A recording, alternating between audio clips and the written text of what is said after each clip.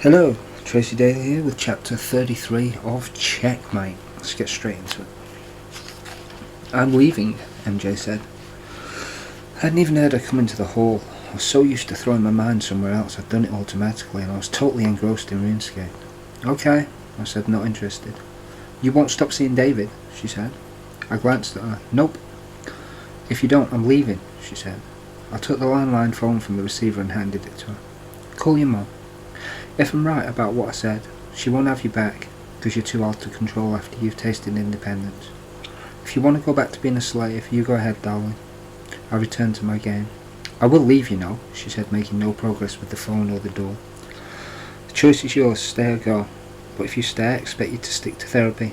No excuses, and sort your shit out. I'm terrified every time I go to the dentist. But I still go. She called her mother, who refused to take her back. Her exact words were, "You've made your bed, you lie in it." MJ hung up and went to cry in the bedroom. I felt like a right bastard. I left her for an hour and then went to see her. She was lower than I'd ever seen. I'll stop seeing David if you stop the violence, I told her as she lay crying into a pillow. I hate her, she said, referring to her mum. I'm sorry I was violent, she said, sobbing. I rested my hand on her shoulder. Do you mind if I take a Valium, she asked me. It was the first time she'd ever asked. The first time she'd ever even considered that her actions affected other people. If it helps and you need it, yeah. I know the shit's hard, trust me. But you can handle it. She took a pill and passed out shortly after. She went to therapy religiously, which dragged up more and more issues. She stopped seeing her parents because she said it hurt too much. She called them every week, sometimes to chat, sometimes to question why they weren't the parents she expected them to be. Why they didn't get her help for the agoraphobia, or why they were violent to her but not to her brother. She overthought it, but like anything viewed from a distance, it was quite simple. Her mother was abused by her mother, and her father did nothing to stop it, and therefore she thought it was normal and did it herself, ad infinitum. MJ's mum didn't like girls, just as my nan hadn't. According to her, they were there to cook and clean. Boys had to earn the money, and girls had to take care of the boys. A girl was more a threat to a woman's position than a man was. I kept to my end of the bargain as I sat opposite David. I think we had a breakthrough. This is the last session and she's doing well. When she's better, I'll leave her. I never told you this, but she said if I leave she'd kill herself. I shook his hand and he kept hold of it and looked me in the eye. You're strong enough, you know. You'll go for it, he said, releasing my hand. I hope so, I replied, not looking back. MJ had come across an article online about a website called SAM, Support After Murder and Manslaughter. She said it was previously called Parents and Murdered Children, and they help people who have problems after going through bereavement of murder or manslaughter. A load of shit, bunch of sob stories, I told her, not looking around for my joy. She said it wasn't, and that it might be useful. Look, it's mostly mercy killings of the dying spouse and a 50-year-old kid who wants some publicity. I ain't interested, I replied. Just read it, she said. I took a look through their site, and it seemed they were actually the real deal. It appeared everyone there working for them was actually bereaved through murder or manslaughter. Was it possible there was other people out there like me? I doubted it. But hey, I had to give them a ring and see what they could offer. I spent an hour that day on the phone to a lady called Daisy. She told me her story of how a driver had killed her baby girl. I took to her immediately and opened up. Afterwards I asked her the question that had been eating me up inside. Are there other people like us? I asked. She invited me to a meeting to train to listen to others on the phone. MJ hated the idea and made hundreds of excuses as I'd have to go to London by train. What if I panic? She said. Call your mum, I replied. What if we have a leak and the flat's flooded? She said. Call a plumber, I replied. You bastard, you don't care. You'll be miles away. Nothing could happen to me. Anything could happen to me. Nothing you'll do is help. I'm going and that's it, I replied. She woke me up several times during the night with similar questions of examples of what could possibly go wrong, all designed to prevent me going, or to make her panic if I wasn't there. I was wise to her ways, and so I set an alarm on my phone, as well as one on the alarm clock. Sure enough, the alarm clock failed to go off, but my phone woke me up. I was still having my own issues, so I downed a carton and chucked 2 in the rucksack. Call if you need me. Not if you want me, I told her and headed out the door. 5 minutes up the road I turned my phone off. It was the most free I'd felt in years. 2 long bus journeys and I was in London. This time I wasn't concerned about the big buildings. I was going to meet people. A thin guy was sat on the steps crying. He had jeans on and a t-shirt but was partially blocking the building I had to enter. My hand accidentally brushed against him as I went up the steps and a vision hit me. It was of a woman picking up keys by a rack of coats in a hallway. She was a cleaner. As soon as it hit me it was gone. A woman walked past me and spoke to the guy crying. I introduced myself to him. He looked like he used to be strong but he'd been hit by the emotion train. It turned out the woman who came out was Daisy. "You okay, mate?" I asked him. "Keys gone. Last time I lost them I got broken into. I lost everything." I turned to Daisy, who knew about the readings I used to do on account of during our conversation she'd asked about my faith. "Listen, this is going to sound weird, but keep him here. His keys are safe and he'll be fine shortly." Daisy said okay and smiled. I wasn't sure if she thought I was a nut or what. But 10 minutes later a cleaner handed them into reception. Turned out half of the Sam crew had stayed over at the hotel last night and his keys had fallen out of his pocket. I was in a room with maybe 30 people. Some obviously knew each other. Most of them were women with only 5 or 6 guys present. We were seated around several tables with a whiteboard in the middle, whilst Daisy explained why we were all here. From the unemployed to policemen and lawyers. Every single person in that room had lost someone via murder or manslaughter.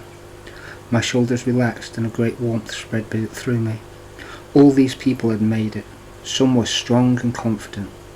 Some were still on the path, but all of them were living proof of survival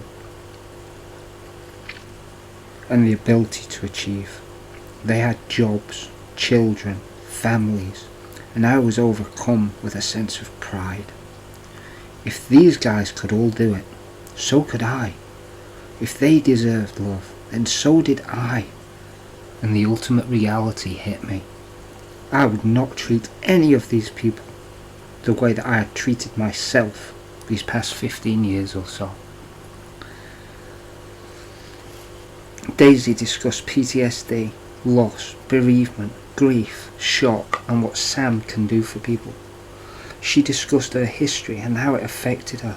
She told us stories about others, and we heard from several of them as they shared their life, and I was inspired.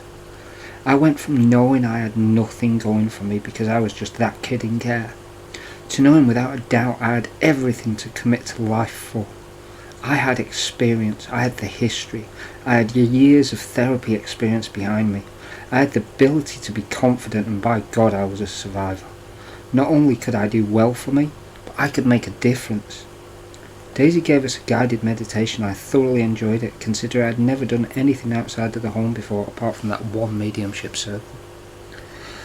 I turned my phone on during the trip home and instantly MJ's calling flashed up. "I nearly had the police looking for you. We have a leak. I told you this would happen," she said, sounding exasperated. I could hear her smoking at the window. I stood smiling into the sun. "I dropped my phone, just got the damn thing working again," I explained.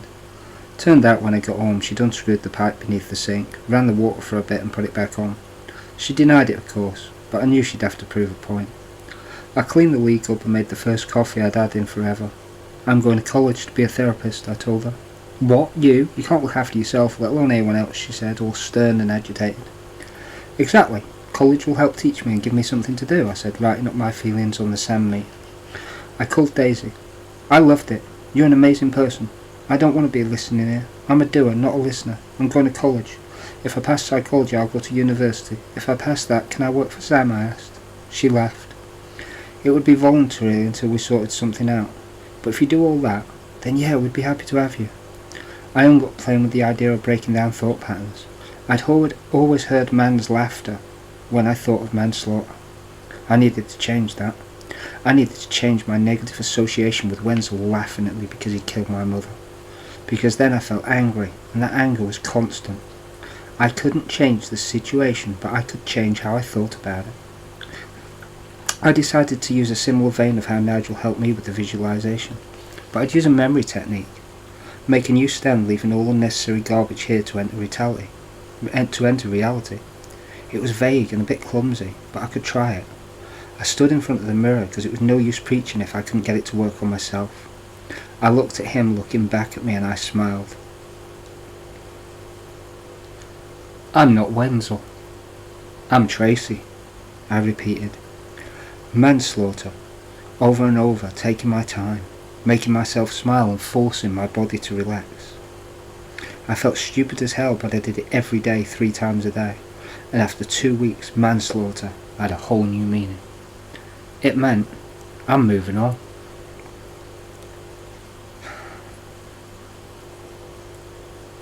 I grabbed a bag of Wotsits and crushed them down to nothing and sprinkled them into my soup. And this is getting a little bit difficult, so I'm just going to keep reading. Chapter 34. That will hurt your teeth, MJ told me as she stood over me. I was at the PC trying to concentrate on anything apart from eating, but I was determined to eat. If it hurts, I told her as I started to shake. You'll panic. Here, have a carton, she said, turning back around and headed towards the fridge. I'm going in the bedroom. Don't disturb me for an hour, I said, walking away. I put Red Dwarf Series 1 Episode 1 on and took a mouthful of soup. I immediately ran to the bathroom and spat it down the toilet, shaking badly. Oh, go on, stop me! I screamed in the mirror. Do it! I said, angry as hell, and realising it. I'm calm and in control, I repeated from habit. My body slowly began to calm itself. I repeated it 10 times, and then another 10 for good measure. Whilst I watched Red Dwarf, I ate all of my soup, and Wotsits. I loved it. It took time, and I forget the amount of times I ran to the bathroom, or stopped myself from running to the bathroom. But I felt full. I walked to NJ, who was on the PC in the living room, and dumped the empty bowl on her desk. Don't ever tell me I can't do something. I'm not you, I said, heading to the kitchen. I ditched a handful of carrots in the juicer and drank them down. Well done, MJ said, not turning away from the computer. Thanks, I said, grabbing a biro. Over the next 6 months, I slowly moved food into my diet. On one occasion, I sat for over an hour trying to eat half a piece of toast. Each time I swallowed, I panicked and I had to repeat my mantras or visualizations until eventually, regardless of the sweat and tears, I did it. During this time, my rotten tooth broke. It hurt a lot. It probably scared me more than it hurt me, and the tooth was grinding into my cheek. I used a nail file and rounded it off, and I carried on eating. It was going to hurt whether I ate or not. I was going to panic whether I ate or not, and I was going to have all the irrational thoughts about choking on my tooth or food whether I ate or not. So I made a choice. I could live my way for as briefly as that may be, or I could live letting the panic attacks beat me every single time. Every time it came back to the same thing. Sam showed me there were others out there like me, and if they could beat this, then so could I. I went from a 28 waist to a 36. I went from soup and Ensure Plus vitamin drinks to pepperoni pizza that had added my own chicken strips, cheese and bacon to, and that was my breakfast and my tea. For dinner I had a sandwich. I still couldn't eat standard crisps on account of my teeth, but I could manage Wotsits and had them with my sandwich sometimes. I still panicked when I thought about the dentist, and maybe my brain did translate a needle as a knife. Maybe I just hated a numb tongue. Maybe I was just moving too quickly. It didn't matter the why. It did matter that I was eating. I was sleeping well again, eating well, and had panic attacks down to once or twice every 3 days, and it was enormous progress. I noticed I only panicked at home or at the dentist. Was this because I didn't go anywhere else, or just because of my lifestyle? It was time to change that. I found a pair of my jeans in the wardrobe from when I was a smaller waist and held it up next to the ones I was wearing these days. I was immediately disgusted. This wasn't me. I didn't care about looking amazing, but I was never a big guy. I felt fat and horrible. I looked at MJ and remembered her mother and brother. No way. I wasn't turning into that. But I wasn't going to stop eating how I was either. Now I could eat, I needed to keep eating. MJ had some 1.5 kilogram weights. I don't know why, I'd never seen her use them. But when she found me stood in the living room jogging on the spot with a tin of potatoes in each hand, she offered me the weights. I started slow with 10-minute increments off just jogging and throwing jab cross. Each time I threw punches, I gave myself positives. I win. I can eat. I eat well. I'm strong. I'm calm and in control. Whatever it was, it didn't matter as long as it was positive. Inside a few weeks, it was a daily routine. I'd added crunches, sit-ups and squats. At the weekend, I treated myself to bag work, allowing myself to go into fits of laughter every time I opened the garage door. Because I learnt to praise myself for every tiny little thing. Not only was I happy for my successes, I was happy because of my failures too. Each failure meant I was strong enough to try, and that I wasn't a quitter. It was cool in the garage, but I was warming up from the shadow boxing, and sidestepping around the bag as though it was real. Living, breathing person. Jab cross, I'm fast, I told myself. Jab cross, I'm happy. Thud, I'm strong. I'd changed in my relationship. Any negativity from MJ was met with, okay, no worries, if it works for you, great. I wasn't being sarcastic or rude, but I was through letting people dictate my feelings. I was going to be happy, if it killed me. I signed up for college to resit maths, English and IT. I should have done it at school and hadn't. English was never a problem, and MJ had plenty of excuses for me not to go. Didn't matter I was doing it whether she liked it or not. I wasn't responsible for her condition or how she felt about what I did with my life. She was responsible for that, and that's how I should have been seeing it from day one with everyone. However, because of my mental training from past experiences, and because I was reluctant to take an active part in how I should treat life, I became docile. I allowed myself to be controlled. Not anymore. I completed a 2-year course in less than a year. I spent the rest of the 2 years gaining extra tuition in maths from a wonderful lady called Julia, who spent more time on me than she probably should have, and helping the other return to learn crew, some of which had some severe disabilities or memory problems. Initially my brain wouldn't accept the pressure of maths. I got ratty with myself very quickly. I felt under pressure as I didn't care and blurted out random answers, or tried not to answer for the fear of feeling wrong. The fact was I didn't understand the maths. Nobody had taken the time to teach me in a way that I could understand. Julia spent hours showing me. I'd kick the psychic side away because I needed to concentrate on me, but occasionally it would appear.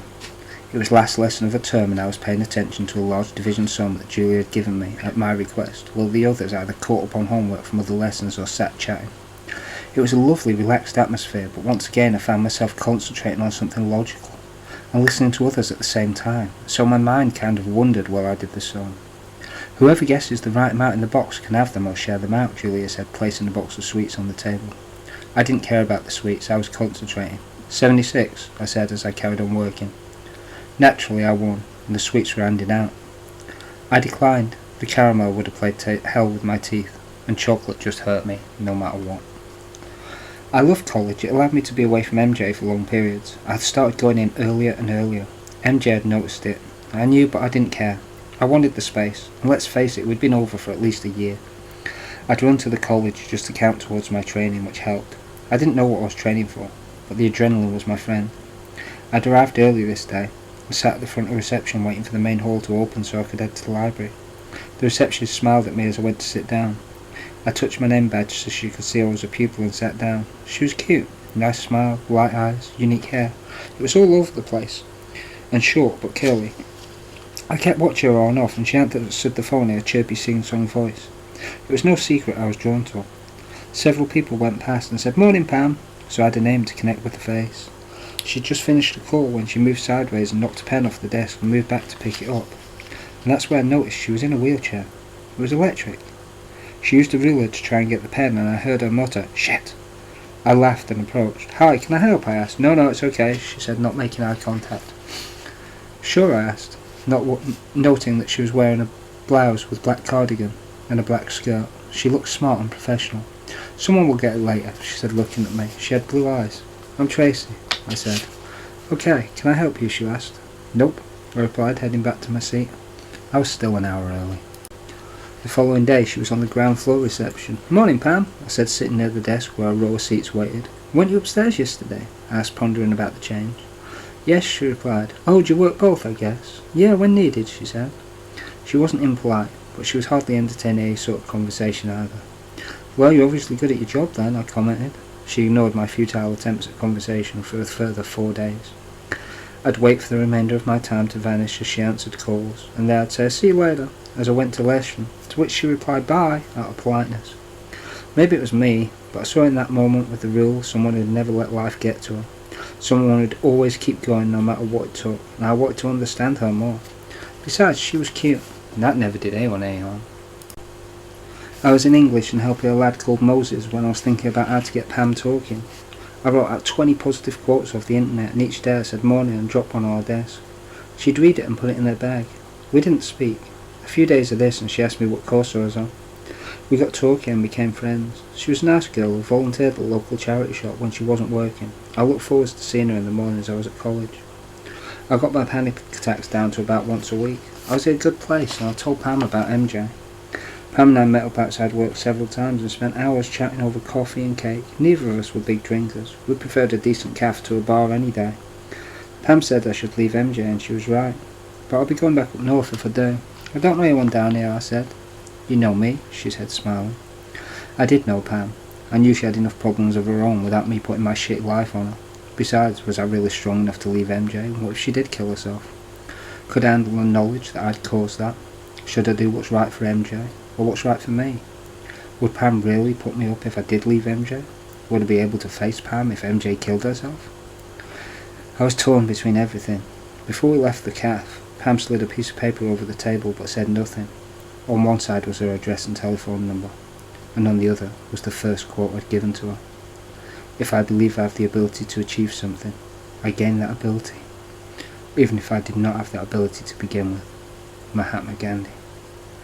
A few days or another cafe later I'd been out and spent some of my money on a gift for Pam, just for listening to me ramble on. She pet me on the cheek as I'd put it on her lap. I didn't think about the consequences. I could do this. I could leave MJ.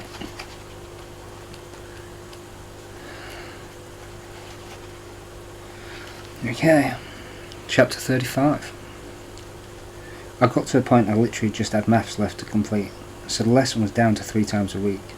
I'd filled my time with training, but today I was physically drained. As I got out of the bath, the door went. It was David, a friend of MJ's and his girlfriend, a cleaner he'd picked up at work. I said my hellos with a towel around me and headed to the bedroom to sort myself out.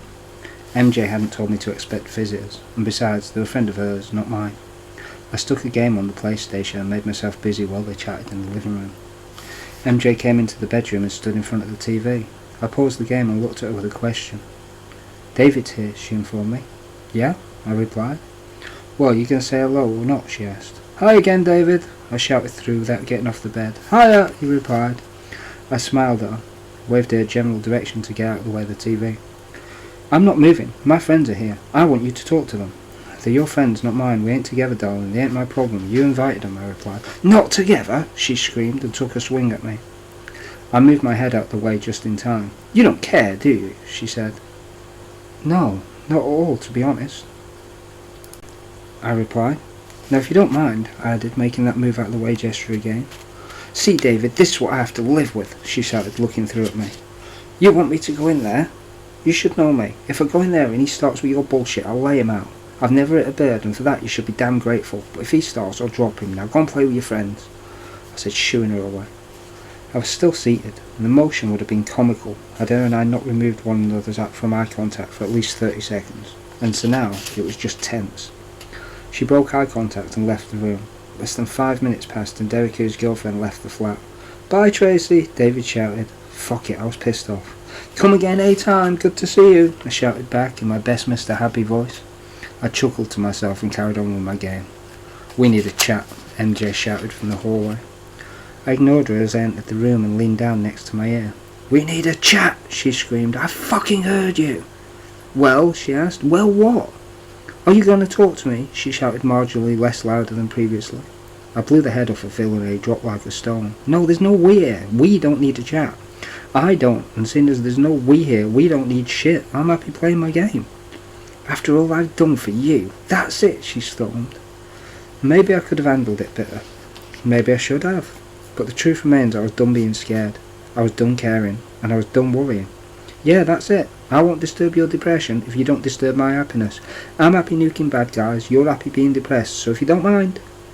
I did the shoe thing again and got a punch in the head for my trouble. I stood up out of reflex. Hit me again. You what? She taunted, hands on her hips, leaning forward into my face. I walked around the bed and opened the wardrobe door. I grabbed the rucksack I'd had packed full of clothes for months. What are you doing? She asked. I'm leaving. I told you, hit me again, I'm off. She was stood in the gap I needed to walk down between the wardrobe and the bed. Well, I asked, waiting for her to move. Well, what? You just expect me to let you leave? You said you love me, she bellowed. Yeah, well, I said a lot of dumb shit in my time, love. You gonna move or what? I replied. By now I'd got fully dressed. No, fucking make me. I dropped the bag and walked over the bed and walked around her. Fuck the bag. I'd get it another time when she'd cooled off. Despite her obesity, she was fast when she was angry, and she blocked the door by the time I reached it. Do you love me? She asked, head cocked. Her eyes were telling me this was dangerous territory. More dangerous than I'd seen her before, and yet I'd have no idea what was going to happen later on. She was ready to explode. I'm semi-claustrophobic. I didn't like feeling trapped. I don't use lifts or car washes, so I was starting to feel stuck. Sit down, let's talk. I gestured towards the bed, but she wasn't falling for that one. Do you love me? She asked, not moving and blocking the door. No, I don't love you. You happy now? I said, doing the hand gesture thing for shoe. She didn't move. I started walking forwards, and as she did, I stepped back. As I kept walking, she kept stepping backwards. At no point did we touch until she put her hand on the front door lock and stayed stationary. I reached to open the door when she shouted, No, you're not leaving. You love me. It was an order, not a request. I realised just how pathetic she'd got. I matched her pathetic argument with one of my own. No, I don't. Yes, I am. I'd got the door open about an inch before she slammed herself into it. Tried opening again, but it had at least 20 stone of weight holding it in place. Move, I said. No, you're not going, she said. I'd had enough, and morals or not, I felt trapped, and she was moving. Move or I'm going to move you. She took a swing at me. I took her wrist and shoulder and turned it against her, then stepped forwards, 1.5 steps, pushing her off balance and backwards enough for me to get through the door. She was behind me within seconds. I hate you, she screamed. Tell someone who gives a shit, darling. Called up the stairs as I left. Shit's about to turn dark. Now what? I got my mountain bike out of the garage, but I only had my wallet, my phone and my keys on me. No money in the bank, I'd given it all to MJ. Just £8 left on me. I wore boots, a camouflage jacket, trousers and a t-shirt. Didn't even have a coat on me. Fuck it, I'm a survivor. I was cycling towards Pam's place when I saw a Texaco garage. I picked up a bottle of drink because it was refillable, bin bags because I could use them for shelter or bedding, or holding items, and chocolate out of a hiking habit. I might need the sugar even if it kills my teeth. Then I tried my credit card. I knew I had a credit limit, but I'd never really used it. I'd be okay for a while. It was £1,500. I took my 5 silver rings off to punch my code into a pad, when a hand took the rings from beside me. I turned to face him. Mr. Daly? The copper asked. Yeah, can I help you? I was trying to read his eyes. Do you know about the pushing and shoving incident with MJ? He asked. Yeah, she wouldn't move. I asked her to move several times and she wouldn't budge. I tried to leave and she took a swing at me. I moved her. What's the problem? She alright? I asked. Come with me, sir, he said. She's done it, I thought. She's fucking killed herself, the selfish bitch. Then I felt guilty. She alright? She said if I leave she'd kill herself, I told him. Great, now I look like a murderer. He wasn't alone. A smaller couple was waiting outside and followed me as I sat on the curb. Wait here, he told me, ignoring my question. Small cop looked jumpy. Relax, I ain't going anywhere, you've got my rings, I told him. He ignored me, sizing my rings up. I could see him considering ways to drop me if I tried to run. I knew that look. I'd had the same one many times myself. I looked off into the distance, keeping my body language relaxed despite my head going south. She dead? I asked the big fellow when he returned. He was still sitting down. No, we have a van coming for you, he told me. A van? What's the charge? I asked, remembering Clive's advice about 6 minutes too late. Assault. You said you pushed her. She said you hit her. She's got bruises. He looked at me disgusted.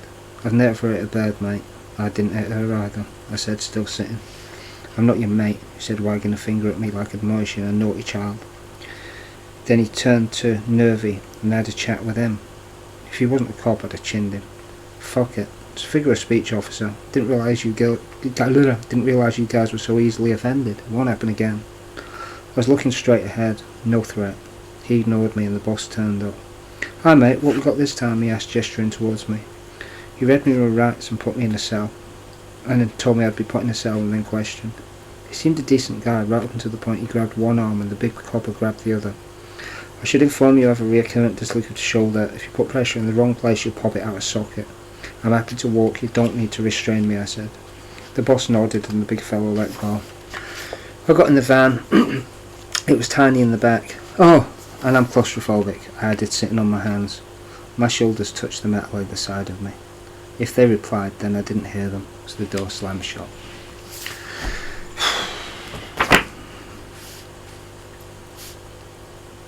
Immediately I was back in the car as a child with Wenzel. It scared the hell out of me. I threw myself outside on my skateboard with my granddad behind me telling me how well I was doing, and then pushed myself further out. and I was in care at Brenda's on the wall, sat next to Louise in the snow. It was cold and I was free, and then bam, I was back in the police van. I'd throw myself out again mentally to escape the confinement. My brain was going 800 miles an hour and trying to rescue itself over and over. Thankfully I have a strong personality and managed to keep a grip on it, but it went round and round for ages. The last vision before pulling up outside the police station was of MJ, Courtney, Mum, Alan and Pat as snow cones in the road, and I was zipping between them on my mountain bike. I was sat on the back step of the police van waiting for a custody officer to take me through. "A chance for smoke?" I asked the copper. I didn't want his. I wasn't that type of guy. I had a tobacco tin in my back pocket, which had made my arse go numb in the van. He let me roll my own. "Thanks. What happens now?" I asked. He looked at me like I should know. It was probably my northern accent. "You see when you go in," he said. "Definitely not my next best friend then." "Fair enough," I replied. I felt like that kid having to read everyone's body language. Nervy when he was at the station. He was my build with freckles. I was in the car park where all I could see was a door in front of me and cars around me. No hopping off out of this one, I'm afraid. I was taken in and stood in front of a desk, which I immediately leaned on. I was told to stand behind a yellow line, which I did. "Name?" the bald fellow behind the desk asked. "Tracy Daly," I replied. "First name?" he asked, looking at me as though I should know how his form is set out. "I just said my name's Tracy Daly." "Don't get smart with me, son," he snapped. I'd be surprised if he was 5 years my senior. Judging by his attitude, I wasn't surprised he couldn't handle smart. I answered his questions and was given a book to read, and then I was put in a cell by Nervy. "Are you always this happy?" I asked him. He tutted. Apparently I'd upset desk job's lackey, because the door slammed and poked his freckles into the food slot. "Button for drinks, you'll be seen in the morning," he told me, walking away. I pushed the button. "6 o'clock, why can't I be seen tonight? There's plenty of you here." "No solicitor until morning. Want a coffee, press the button. Breakfast in the morning," he said. The slot closed. Fuck it, I pressed the button. "Coffee please," I said, grinning ear to ear. Fuck it, it was childish, I know. But I needed to find some semblance of control that I could have. I wasn't going to be stupid, but I sure as hell wasn't going to be rolled over either. I read a book, then read it again at the parts which applied to me. The flap opened. If you rip it or eat it or deface it in any way, including dropping it in the toilet, it's £15 for a replacement. The shutter didn't close, but the face vanished. Apparently whoever had been watching me reading the book cross-legged on the floor had decided I was a twat and expected either an answer or an argument. I stood up, stayed 2 feet from the door and extended the book so it lay on the hatch. "I've read it, thank you," I said, keeping my eyes on the hatch. Freckles appeared momentarily and the book vanished. The hatch closed and I pressed the button. "Coffee please." I needed a piss, and I had no choice but to ignore the camera watching me. There was nowhere to wash my hands. I started remembering my martial arts and scouting days. What could I use to my advantage? Knowledge. How? I couldn't do anything about A1 wanting to give me a kick in a confined space, which was my fear. However, I could maximise my chance of using it wisely if push came to shove. I stepped around the room without actually going into Carter's. I could roundhouse once if needed, but not twice, and only depending on where I stood. If shit turned bad, I'd have to judge by the inch whether to comply or fight, and let's be fair, I'd had nothing to lose. I'd already lost everything by now, so fuck it. I wanted out more than anything, so complying was certainly the aim. Coffee arrived in a second styrofoam cup, and I let it cool while I sat cross-legged on the floor and tried to meditate. The key to good meditation is to allow all conscious thoughts to float by, ignoring them. "Well, how you gonna get out of this one, dickhead?" I let it slide through a hole in a metal door and drop onto the floor. "Well, I always knew I'd end up inside, but this is ridiculous." I flicked it into space, into another planet that exploded into 1,000 pieces, leaving nothing but darkness. "Just like your father." I blew it into a bubble and blew it at Brenda and Jim's home, watching the building shatter. Typical Mac lad, couldn't even get a job before getting a record, could you? I taunted myself and willed the thought to leave me. "I'm not my family," I told myself. "I'm not my father, I'm not a killer." I felt like one. I felt guilty because MJ was depressed, guilty because Alan was dead, because I had tripped, and guilty because I felt by not helping MJ beat her agoraphobia I'd somehow let my mother and myself down. I opened my eyes and looked at the tile wall beside me. I knew that road out there. I'd walked it at least 100 times and not once thought about being stuck in here. You're not stuck, you're going through a process of change. It's your room, your safe space, your toilet and your bed, I told myself, turning them into positives. But realised I was detaching by talking to myself in the third person. This wasn't good. I closed my eyes and my inner self stepped out and through the wall. I found a bench. I wasn't sure if it was real or make-believe, and I sat on it watching the world go by. I woke up, still sat cross-legged. My chin had fallen to my chest. It took me a good few seconds to realise where I was. I sighed and pushed the button, not bothering to smile. "Coffee, please?" I asked the young lady that appeared. "Sugar?" she asked. It was obviously late. The staff had changed. I heard a couple of drunks going through the whole name process that I'd been through. I hope they didn't put them in here with me. My coffee arrived, and I made it last as long as possible. Then I pushed the button. "What time's it, mate?" I asked. He was grumpy. "Night time. Get some sleep. Solicitor will see you in the morning." The shutter slammed shut. Arsehole, I thought. Maybe it's because I called him mate. I smiled to myself. I had one thing going for me. I'm a survivor. Whatever happens, I'll never quit. I've beaten worse. I thought, making a pyramid out of the 3 styrofoam cups. One of my nails was a little bit longer than the others. I used it to cut a small square out of one of the cups, and decided to entertain myself by flicking it back into the top of the pyramid. "I'm calm and in control," I said each time I flicked the polystyrene. My mantra was one I used when my panic was bad. I knew I had to keep it up. I'd sat at MJ's with a biro on blank paper and done a small circle and another no bigger than a keyboard O until I'd filled the entire page. "I'm complete. I'm calm and relaxed. I'm healed." I repeated each until my mind blocked out everything else. 2 days later the page was full. I got through numerous pads with this method and it helped. Flick, miss, flick, miss. No sense of humour from polystyrene. I laughed at my own joke, and a thought occurred to me. Wherever you are, and whatever you're doing, give it 110%. My nail and I went to work cutting squares into the styrofoam. I made 3 smiley faces in the cups, and there was just enough room to place them on the little shelf thing side by side. So when Grumpy opened the hatch, he'd be faced with 3 smiley faces. I ditched the little squares in one of the cups and pressed the button. I stepped back from the door 3 paces with the cups on the shelf. He opened the shutter, did a double take and grunted, "Coffee, please," in my best sing-song, happy-go-lucky voice. Inside I cracked up laughing. Maybe I'd brightened his day. Maybe he'd piss in my coffee. I didn't care. Fuck it. I'd found a way to keep me sane and make my experience unique. I drank my brew, imagining I was in a 5-star hotel, and lay down to try and get 110% worth of the sleep I needed to think clearly in the morning. Whatever you're doing, give it 110%. My name's Tracy Daly. Till next time, take care of yourselves and each other.